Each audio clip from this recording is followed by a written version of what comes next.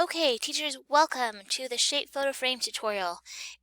This tutorial is for you and how to make this tutorial for your students, basically.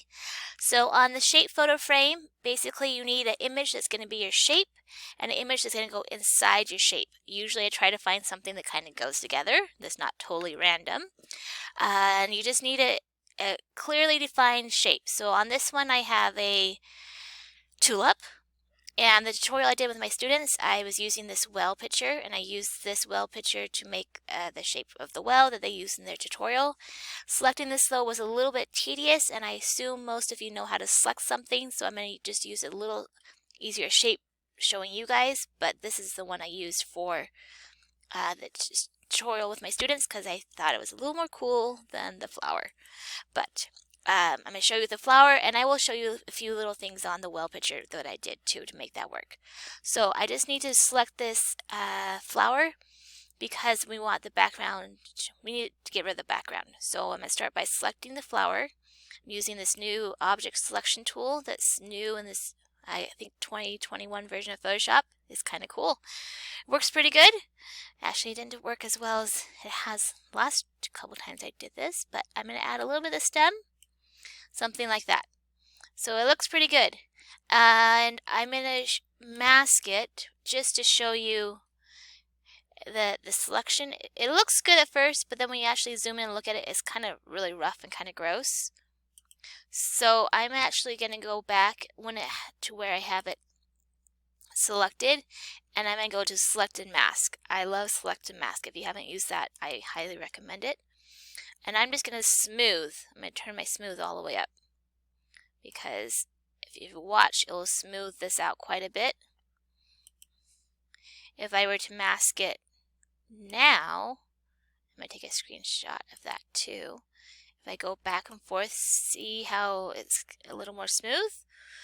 And a lot of times I will even maybe go smooth it again.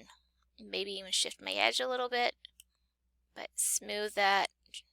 We just want a nice, smooth, clean shape. And I still feel like it's not where I want it to be. So I'm going to go grab, and I'm going to add to my selection here. So in case you didn't know, I assume most of you do, but you can switch back and forth between selection tools. So I use these two tools already. Now I'm going to use a lasso. If I hold down Shift on the keyboard, I can add to my selection. So you just draw where you want the line to be, and then you go around where it is. Let me just add to that, and now I want to take away. It just feels a little too much. And that didn't do anything. Okay. And I'm going to smooth one more time because I just really want a smooth edge, because I'm going to put a stroke on it, and if it's not smooth at all, the stroke looks horrible. Okay, so I'm going to call that good. I like my selection, looks pretty smooth. I'm going to just mask it, because sometimes when you mask it, you can tell that it looks bad, but it looks pretty good. So this is my history. I assume I'm not explaining everything like you're beginners. I assume you know a little bit about Photoshop if you're teaching. But your history, I've been masking. The mask is the circle inside the square. And then I'm doing that real quick. You can either click back on history or Control-Z on the keyboard. I use both of those quite a bit. Okay, so once I have my area selected that I want to make this white. So usually I fill, but right now we actually have the flower selected. So we just need to inverse our selection. So we go to Select, Inverse, it will switch. Now we have the background selected, not the flower. Then I go up to Edit, Fill, and we want to fill this with white. So where it says Contents, just click on white. If it's not there, usually I think Content to Where is the default. And then just fill that, and then I'm going to just deselect.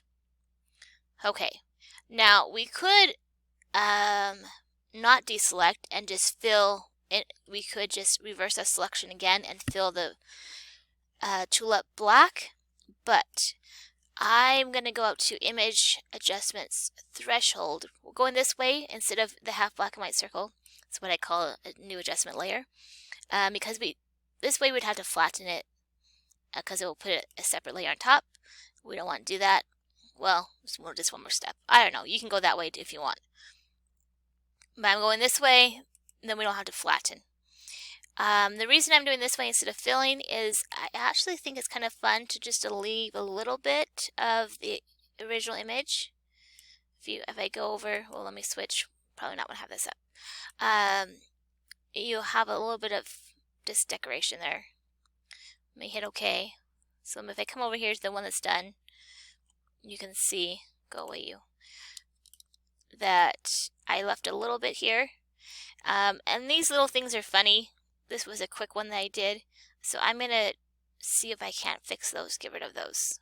They're just little dots that if we paint them black, they'll go away. So I'm going to grab the paintbrush. My foreground is black. And I'm just going to clean this up just a little bit. And hopefully get rid of some of that. Bracket keys, change the size of your brush. That's my favorite way. Can't tell, is that on my screen? I think it's on my screen. So just clean that up just a little bit. Okay, let's try that. I'm going to grab the magic wand this time. And I'm going to click anywhere on the black. Okay, so you can see, like this is a little funny. So I feel like I want to maybe get rid of that.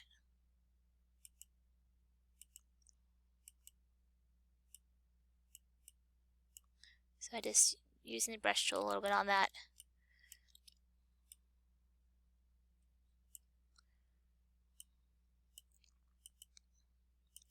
Kind of shape these how you want them to be.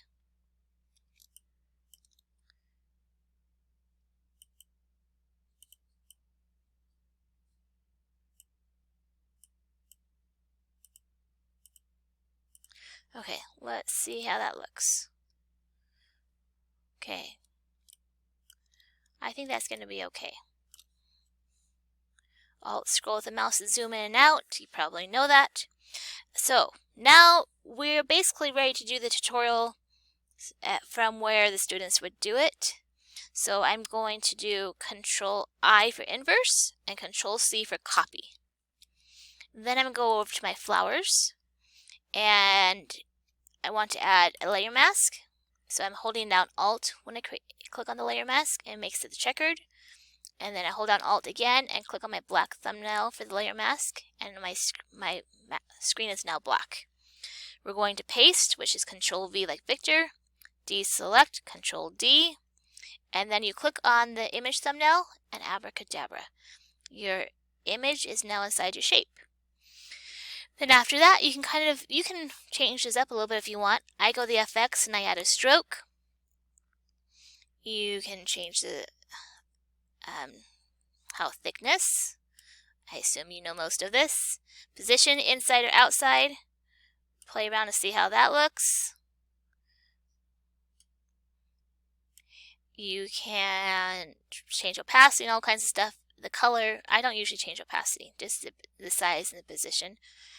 And then we have the color. I'm going to sample color from the image, find something I like. So when the color picker comes up, if you click on the image, you can sample color, which is kind of fun. It's one of my favorite things to do. So I'm just going to sample color from the image, and then I usually add a drop shadow.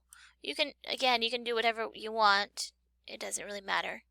So I'm going to turn my distance down and my size down so I can have my drop shadow has a hard edge. Put it where I want it to be. And then if I turn my size up, it kind of goes feathered, fades gradually. So it's kind of hard to see right now, but once we get a background, it'll be easier to see. Sometimes I do my background and then do my FX, but usually I do my FX and then go on to my background. Sometimes I've done an inner shadow, which is kind of fun. I don't think I like it so much on this one, but you can do an inner shadow. There's lots of things. Outer glow is kind of fun. One thing I was going to say, so I like to click and drag and move my shadow around. It's a lot easier than changing your angle and distance. You can do it over here by hand, but they don't move together. Where they move together, which is kind of awesome. I don't know, I'll keep the inner shadow, sure. Okay, so I have shadows on that. Oh, the other thing to remind students is kind of a big deal. When you're on the FX, they have to click on the bar to change the properties between the different things that you go to. If you just click on something, it'll add it. See how it added that? But my properties over here don't change. And then you can't play around with it, which is, all the fun. So I always try to remind students to make sure they click on the bar so the properties change, and not, a lot of times they just want to check it. Okay, great, you got all those things on there. But your properties didn't change over here, so you couldn't go make adjustments. So that's one thing the kids sometimes are like, it's not changing for me. Okay, you got to click on the bar for the properties to change. Otherwise, it just doesn't work. I don't know why. It'd be nice that they would do that, but. Okay, so once you have those things that you want, go ahead and press OK. And then we just need to create a background. And there's lots of different things you can do. Sometimes I have them do a gradient in the background. This one is just a little different, just so they can use some different tools and get to know Photoshop. My tutorials are all about learning Photoshop and using things that they maybe haven't used before. So sometimes I have them do, it's maybe not quite what I would do when I'm Photoshopping for myself, but it's to help them learn how things work in Photoshop. And I actually really like this background. I've used it a few times, like on Christmas cards and stuff like that. Just a fun little background. So I'm going to create a new layer. I used to leave it on top, but I really like to sample colors, so I'm going to put it on the bottom, just so that I can sample colors as I do this from the image here. And if it's on top, I can't sample those colors. Well, I could turn the layer off and sample them, but this is, I think, easier to put on the bottom. So I could go edit fill, or I could use the paint bucket. They both will do the same thing. So I'm going to sample a color from the background, from the image, for my background. I'm going to go with that and just click anywhere and it fills that layer. Again, you could go up to edit fill, but the paint bucket works great too. I like to use edit fill when I have a selection, and then just the paint bucket whenever it works. Okay, so once I have my background, you could end here, but the point is to help them learn new things. So I'm going to grab the brush tool, and I'm going to go get some other colors, maybe a lighter pink. I don't really like pink, to be honest. I kind of hate pink, but whatever. That's a better pink. Okay, I have found, for where we're going with this, we're going to blur the background. I have found that it works best if your hardness is turned up. If you have a soft brush, it kind of just it's not as cool. So, turn your hardness up. I right-clicked to get my palette here. You can come up to the options bar and turn your hardness up here too. And then I also have found that it works best if you have some going off the edge. So I usually put some going off the edge. And one reason I like to have it on top is to make sure they put dots behind your flower. So you might want to have it on top, because otherwise sometimes they don't put them behind your shape. And do different colors.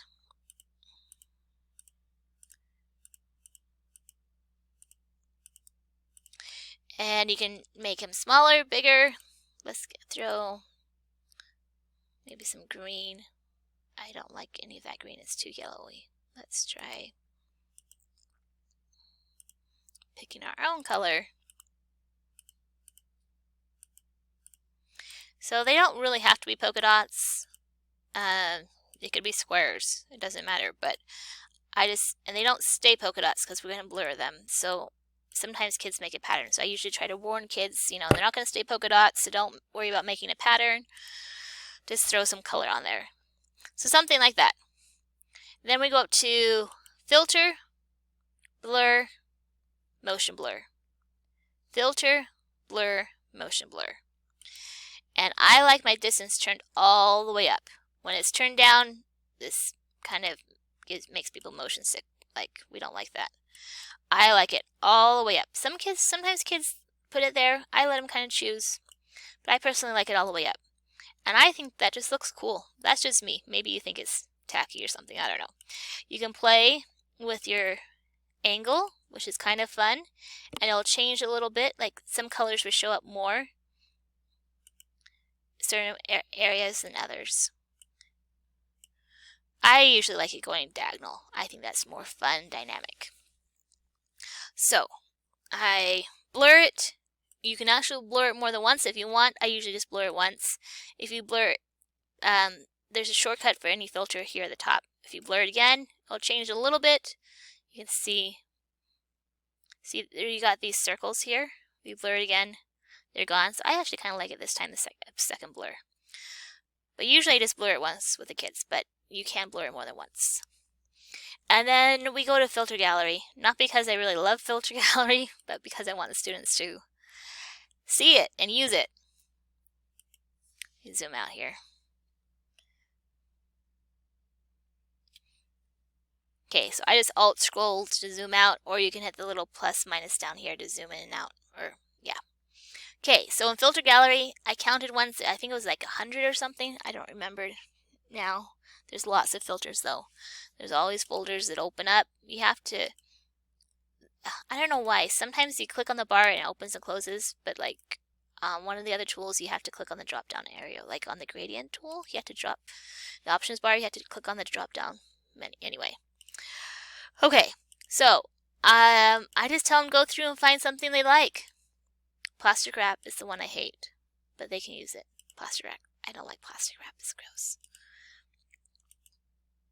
Anyway, they can go through and I show them that they can change the properties over here. That one changes a lot. And just to find something they like. I really don't care what they choose. They can choose whatever they want. And when they get something they want, they can press OK. And technically, they could go back and do another one if they wanted. So the one I chose was didn't really do much. I'm going to go choose another one.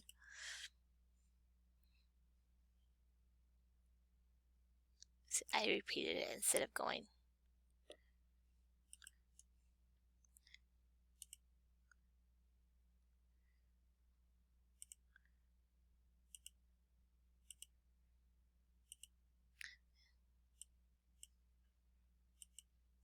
And sometimes when you're using the filters, they take a minute because they're doing quite a lot of stuff on your image. So they take a second to load. So sometimes you have to be patient with them.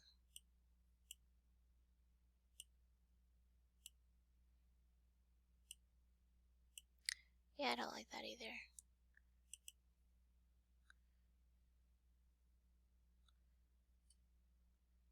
You see how it took a couple seconds to load there? And when you make adjustments, you have to, there's a blue bar down here, so you kind of have to wait. Because they're doing really big things on your image. Let's go with that. Okay. So I can see a difference now. It's still subtle, but it's there. Okay, and then after that, I always have my kids put their names on it because, well, it used to be they turned it on a drive and they could technically steal each other's work. So one reason I had them put their name on it was so that it was harder to steal somebody else's work. If it's got somebody's name on it, they would have to go Photoshop it off. And anyway, so that's one reason. The other reason it was because sometimes they would turn stuff in and not get their name on it. And if they had the name on the image, I could still see whose it was. And it gets them using a text tool. Anyway, I just always have them put their name on it. And right now, so I'm on my bottom layer. When we add a new layer, it's always placed above, so it'd create a sandwich. I usually try to point this out to the students. So if I put my name on this, I always put Miss Dilly with my students. And let me make it a little bigger. Okay, so it's being a sandwich. It's in between the two layers. So usually I would try, if I remember, sometimes I forget to tell this, but I try to remember to tell my kids to click on the top layer and then go add their name, because then it will be on top and it saves them a step. If it's underneath, if it was here, it's not a big deal. They can always move it up It's just one more step. I find it slightly easier if you can just click on the top layer and then add your name. You know, it's going to be a little better. We got to change this color. It needs to be more white so you can see it. And then sometimes, you know, you just put it down here and then you don't have to worry about that. To be honest, I think I didn't talk about this. I should talk about this. Okay, so you have your layer mask and you have this little chain link. If you unlock the chain link, then you can resize your shape. So honestly, if I was creating this tutorial, I didn't do this. I would probably crop both these images so they're exactly the same. And then when you bring over your shape, it would fill most of the space. Because these are both images I took, but the shape, my tulip, doesn't fill the whole thing. So I would probably crop this 8 by 10 or something and make my shape so it fills. And then I'd probably crop this flower image too to be 8 by 10. So when I brought my shape over, it would probably be about this big to fill most of the image. So because it was a little small. So I usually line that up for my students so that they don't have to worry about resizing and stuff. Or at the most we just have to crop to start with. But I would probably, to be honest, so I don't usually have my students do all the selection and stuff. I had an image, like if I was going to start with this one, I'd probably leave it here. We could start here with my students. And then they would have to go and do image adjustments threshold. And that's kind of where I'd probably start with them. Not make them select and stuff.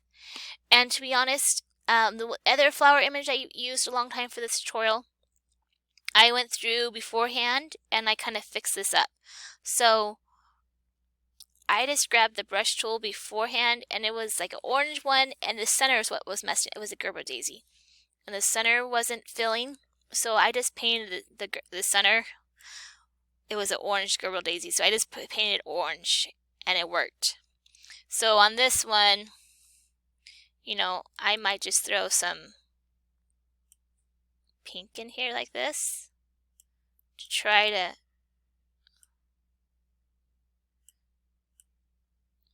simplify it for my students just a little bit. Okay, something like that maybe. And then when you go image adjustments threshold, let's see how this works.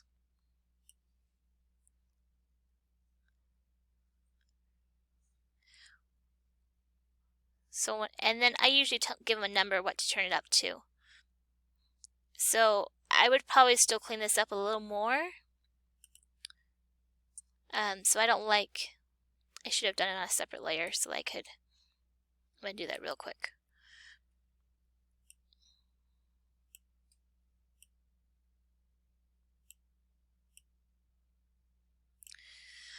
So I could change it. So I'm going to grab my eraser tool and I'm going to see if I can't. Oh dear. Let's see. Turn my opacity up.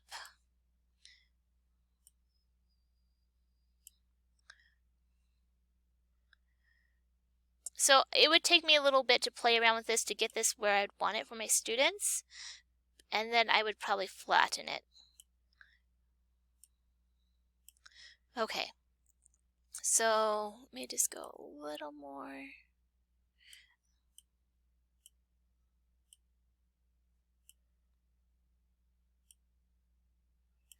Okay, and then I'm just going to flatten this. You can flatten here, or you can go up to layer, flatten image, whichever works. Let me try the threshold one more time. And if it's not perfect, you can spend forever making it perfect on yours. Okay, let me turn this up. So something like that might work. Maybe needs to just be cleaned up just a tad more, but that's fairly close.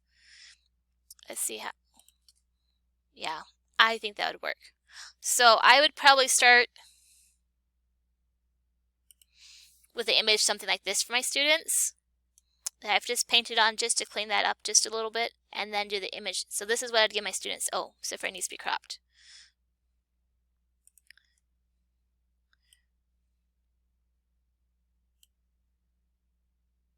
Something like that. Okay, so that'd be cropped, and I would crop. Let me take a screenshot of this. Okay, so this one would need to be cropped as well. So then, when they bring this over, so this is where they have these two images. And I would go image, their first step would be image, adjustments, threshold. They turn this up about 200, 190, somewhere in there. And then they magic wand, Control I inverse, Control C copy.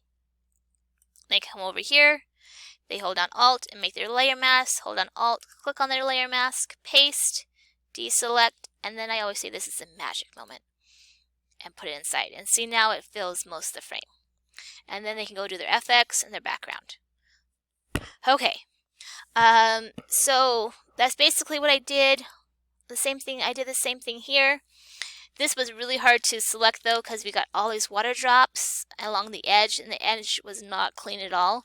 So for the most part, when I did it the first time, I used the new object selection, and then I went back with a polygonal lasso and re-selected the most things. So to be honest, if I was going to do this again, I would probably just start with the polygonal lasso and just select that way. And he has a little, I fixed his fin. I didn't include the notches on his fin. But I selected him, and then I got rid of the background, and then I had to get rid of all these dots. So when I had I'm going to switch the lasso. So let's say he's selected. This is a terrible selection job. Let's pretend he was selected though. A nice selection job. I had him selected, and then I just unselected this little part right here. Because if you look on my final image, I kept those little things right here to be see-through. So I didn't make him solid black. I just thought it added a little more fun character. Kind of like his eye there. So I don't want those to be solid black. And then I just filled his main body in, and then I brushed away all the raindrops. Raindrops, not raindrops, they're splash from the pool. Anyway, and so otherwise you would have all these dots and they look terrible. So that's kind of what I did with this one real quick. And then of course I cropped it. I got, starting the image. So on that one, let's see. Let me go to essentials. So the final images, I clicked on the wrong thing. So these are the images that I gave the students to use. And I guess I didn't really get rid of the background, but since he's so black, so I filled him all in, so he's just a black shape. And then you could just do Control I, Control C from here. And then you go over to your image, you add your layer mask, you paste, deselect. Make sure they deselect, because you can paste and then you can click on the thumbnail and it shows up. But if they don't deselect, like they can go add their strokes and stuff, and sometimes they do and they're still selected. And then when they go to add their background and they go to fill and it's not working, Miss Ditley, why is it not working? Oh, because they didn't deselect. So it's really important that they deselect eventually. They can go a little ways without deselecting, but by the time they start creating their background layer, they need to be deselected by then.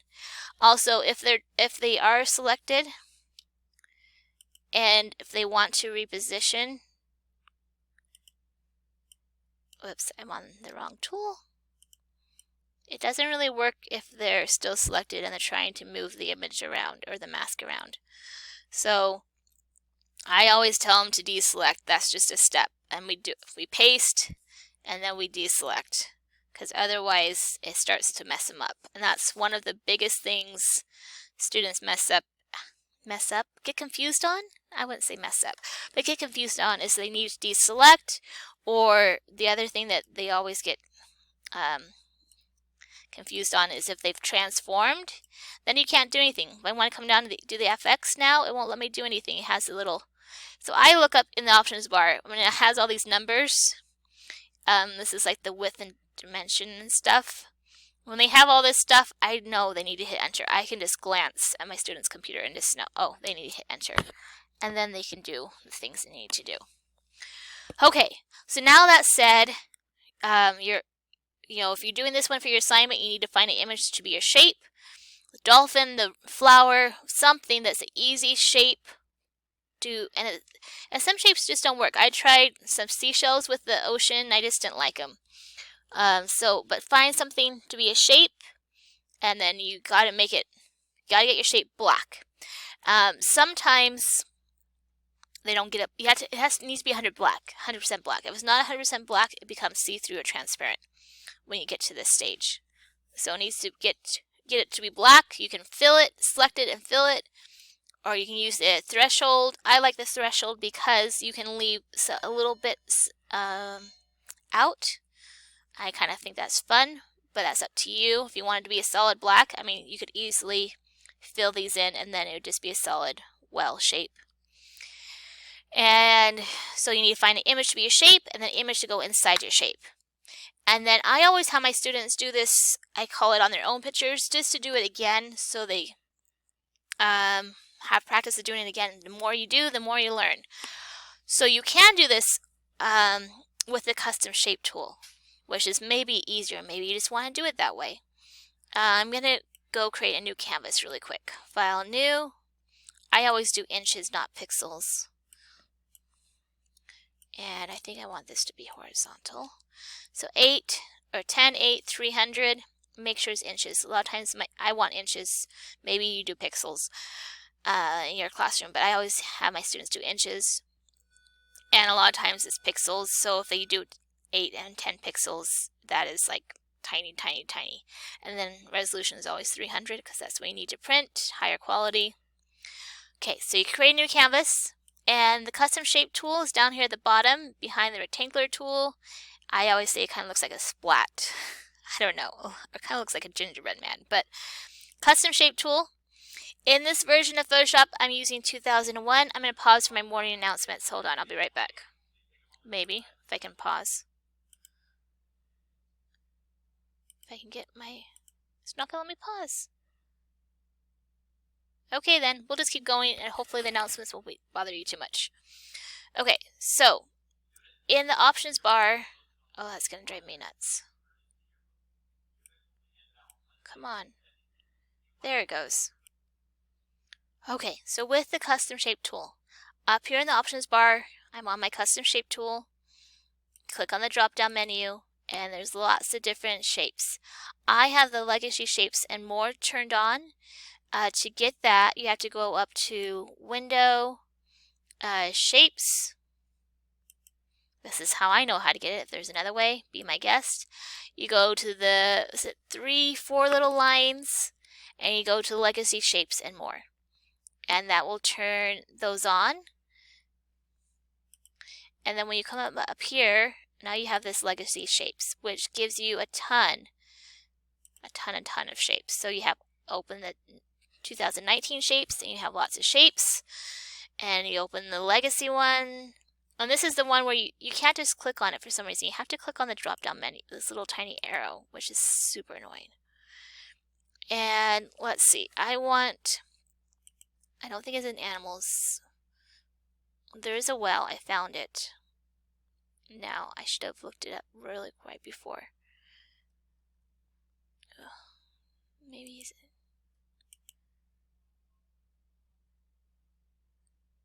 Now I don't know where it is.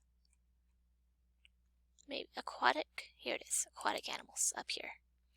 Okay, so there's a well, there's 2 wells. You want your field to be black. This is really important. So this is where if they do a different color, then it's see-through.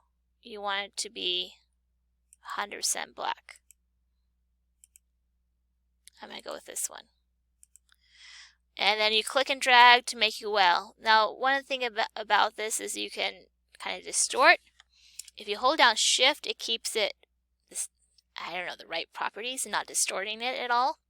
So this well shape is solid. It doesn't have anything, his eye or anything. The other well shape, this one, I'm going to undo this one. And again, if you hold down shift, so this one has like his tummy and his eye. Mine, you can't see this part. So you could use this one if you wanted to. And the only thing is, if you go to select it, you can't magic wand it. But you can hold down Control and click on the shape and it'll select it. And if you didn't know you could do that, that's awesome. If you have something that's cut out on its own layer, if you hold down Control, you can click on the thumbnail and it'll select it. So it's basically ready to go. It's just like we've just done image adjustments threshold. So you could do Control I, which doesn't work because you have to flatten it. So usually I do have them flatten it, and that is why. Usually because you can't select it, but you also can't inverse. So we're going to flatten. And then magic wand, Control I, Control C. And then I don't know which image I need. It's this one. Okay, so then I could make my mask, paste, deselect. So I could use the custom shape tool if I wanted. I just kind of liked my own well a little better than this one.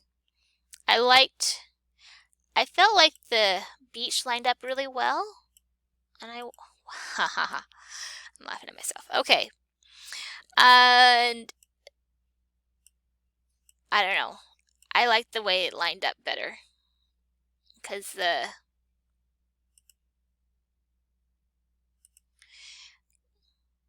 kind of felt like I liked how it went along the fin.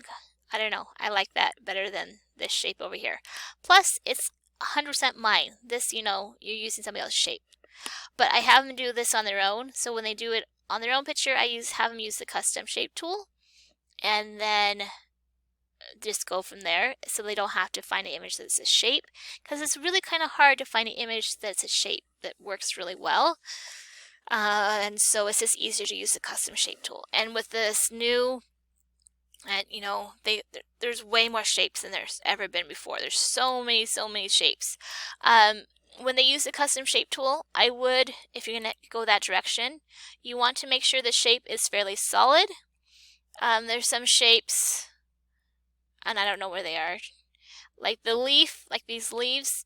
So the image goes inside the white area. So if you used like this black leaf, whatever leaf, the white area is going to be see-through like this. And there are some shapes, like there used to be like some photo frames and stuff, like some kind of boxes. I don't know where they are in the older version. They're probably here somewhere. Yeah, stuff like this grid and the rule of thirds grid. That's not quite. Yeah, it is. Or this box. These things are not going to work because the image would just, if you use this one,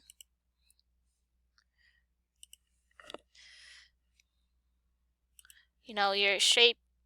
Oh, I'd have to go put it on the other layer. But your image would just go inside. Let me change the color on it if it'll let me. Okay, we gotta go over here.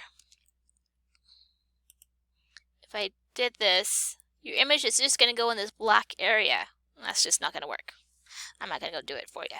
So make sure your students choose a solid shape. And I usually tell them you want a fairly solid shape. And now and then they do, there's like the paws. So on the paws, they can do the paws and they work okay. The problem is after you flatten it, when you go to select this, the magic wand selects everything that's connected. So these are not connected. So they're just going to have to hold down shift to select those to connect them. And then it works from there. Control I, Control C. Go over to your, let's just use this one. Paste. So it works. I mean, I don't think they really go together, but you could use those shapes if you want. But anyway, so just kind of make sure they get a shape that's mostly solid. It doesn't have a lot of other things. And if they do something like the paw, then they're going to have to hold down Shift to select the other things, which is not a bad thing for them to do. It reminds them that they can add to selection, stuff like that. So that's basically the Shape Photo Frame tutorial, how to set it up, and what you can do with your students. You can, of course, you can change it a bit. You can change, you could do a different type of background. You can change your stroke and stuff. And you can kind of make it as easy or as complicated as you want to be. So hopefully you like that, and hopefully your students enjoy it. This is one of my students' favorite tutorials. I asked a few of them, what were your favorite tutorials? And this was one of them. And it's my favorite too, because it's, I don't know, you get to do more.